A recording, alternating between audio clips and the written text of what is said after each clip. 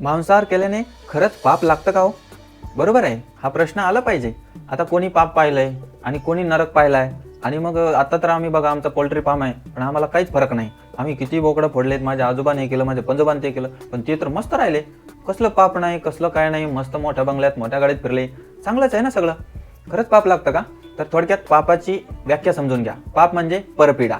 तर या ठिकाणी दुसऱ्या जीवाला त्रास दिला म्हणजे परपीडा आलीच ना, मग आहेच आहे. पण त्या व्यतिरिक्त तुम्हाला सांगतो, महाभारतात काय म्हटले बघा.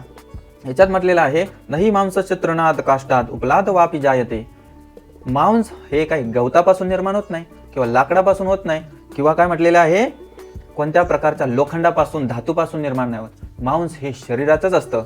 म्हणून काय म्हटलेलं आहे, हंत्वा जंतुम ततो मांसम. मांस काय आहे?